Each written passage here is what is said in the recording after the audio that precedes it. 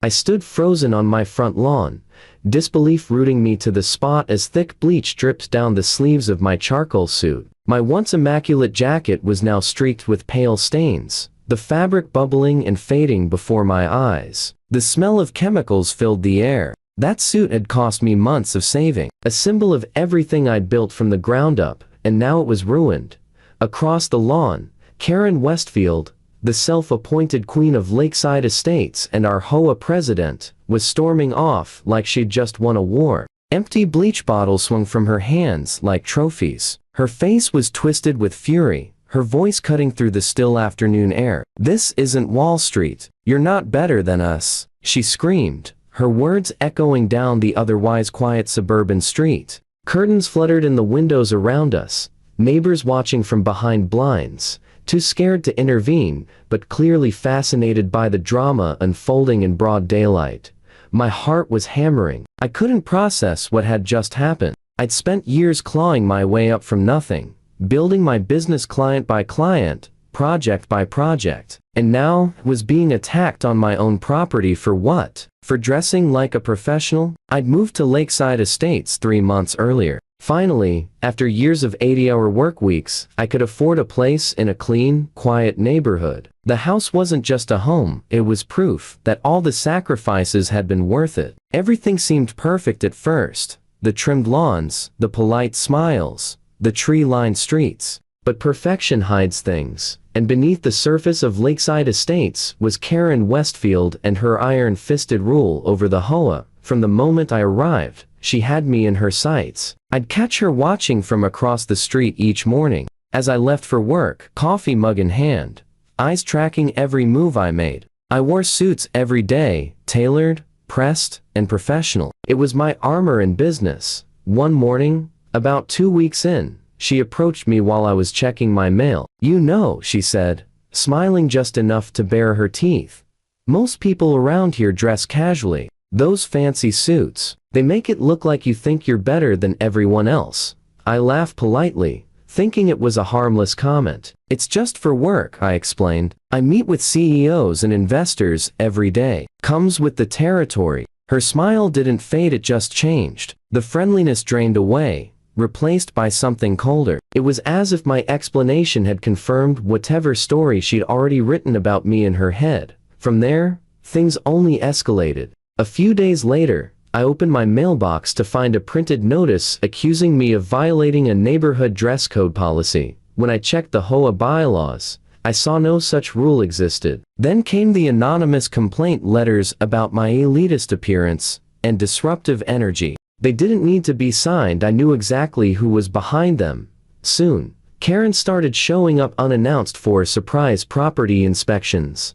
Oddly enough, they always coincided with the exact moments I was leaving for work. She nitpicked everything, claiming my grass was too tall by half an inch, that my mailbox wasn't regulation size, or that my garbage cans had been visible 15 minutes past collection time. Each bogus violation came with a fine, and each time showed up to the HOA meetings, disputed them, and won. I thought following the rules would show her I wasn't the enemy. Instead, every victory just fueled her resentment. I tried to stay calm through it all. My parents raised me to take the high road, to meet hostility with patience. But patience doesn't work with people like Karen. Some neighbors quietly warned me that she'd been like this for years, drunk on power, obsessed with control, but most of them kept their distance. She influenced the town through her husband, a well-connected businessman, and she wasn't shy about using it. Then came last Tuesday.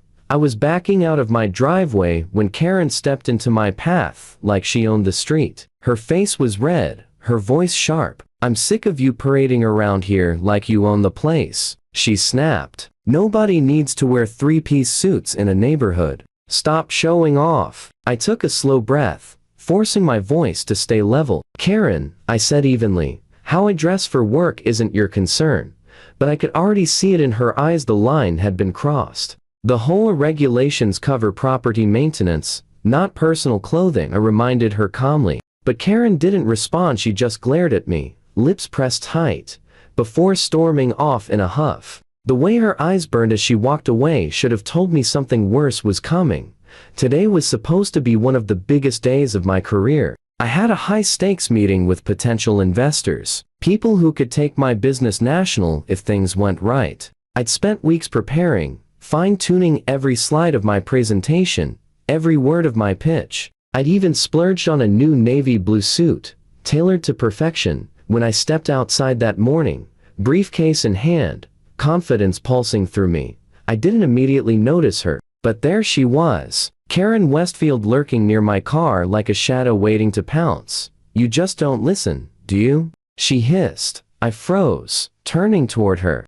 She was shaking, her face red with fury, and in her hand was a plastic spray bottle. "Karen, what are you?" Before I could finish, she stepped forward and sprayed me. A cold, chemical mist hit my chest and arms. The sharp sting of bleach filled my nose, choking the air around me. I stumbled back instinctively, shouting, "What are you doing?" But she didn't stop. "Stop dressing like a CEO," she screamed, her voice cracking with rage. "This is a middle-class neighborhood, not your stupid Wall Street runway." The bottle sputtered empty, drops of bleach still dripping from the nozzle. She glared at me for one more vicious heartbeat and then stormed off, leaving me standing there, drenched and stunned. I looked down at my suit, my brand new $1,000 investment now ruined. White splotches spread across the fabric like acid burns. But the suit wasn't the only thing destroyed. I had no time to change before my investor meeting. Everything I'd worked for could unravel because of one person's jealousy and spite. That's when I heard a voice. I got all of that on my security camera. It was Mr. Chen, my quiet, good-natured neighbor from 2 doors down. He was standing at the edge of his driveway, shaking his head in disbelief, his doorbell camera angled perfectly toward the scene that had just unfolded. "She's gone too far this time," he said firmly. Something inside me snapped. For months, I'd taken the high road. I'd endured the threats, the harassment, the ridiculous fines, but this was an assault. I was done being patient. I took photos of my ruined clothes and immediately called the police. While I waited, a few neighbors emerged cautiously, offering support, and something more. 3 of them offered to give formal statements. Apparently, I wasn't Karen's first target. Anyone who didn't fit her narrow, self-righteous vision of what lakeside estates should look like had suffered similar harassment, though no one had ever been attacked outright. Mr. Chen sent me the footage. The video was clear, high definition, undeniable, showing every second of Karen's unprovoked attack.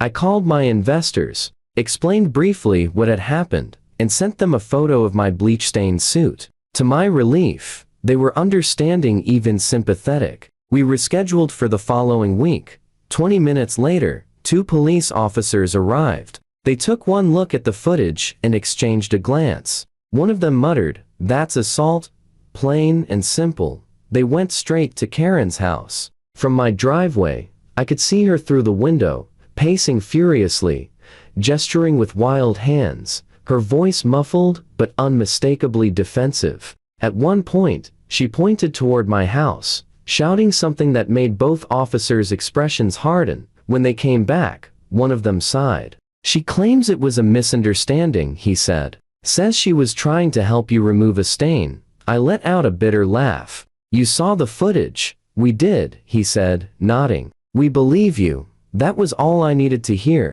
I pressed charges: assault, property damage, and harassment.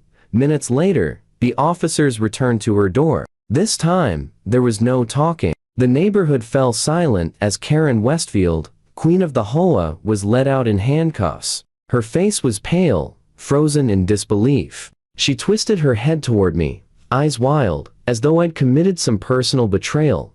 People began to gather quietly on their lawns. Some looked shocked. Many others looked relieved. It was as if the entire neighborhood had been holding its breath for years. And now, finally, they could exhale. 3 weeks later, I attended her court hearing. Karen sat at the defendant's table, her trademark confidence gone. She looked smaller somehow. No bleach bottles, no barking orders, just a woman who'd finally run out of excuses. The judge didn't buy a single one of her justifications. After reviewing the footage and hearing the testimonies, he found her guilty of assault, malicious destruction of property, and harassment. Her sentence: 6 months of probation, $1,500 restitution for my suit, 100 hours of community service, and a restraining order keeping her far away from me and my property. The final blow came from the HOA board itself. They voted unanimously to remove her as president. When the verdict was read, Karen's expression crumbled. But I was protecting our neighborhood values. She cried as the bailiff took her arm. And no one responded. For someone who'd spent years lording power over everyone else, the concept of real consequences seemed impossible for her to grasp. As she was led away, the courtroom felt lighter, and for the first time since moving to Lakeside Estates, I felt like I truly belonged.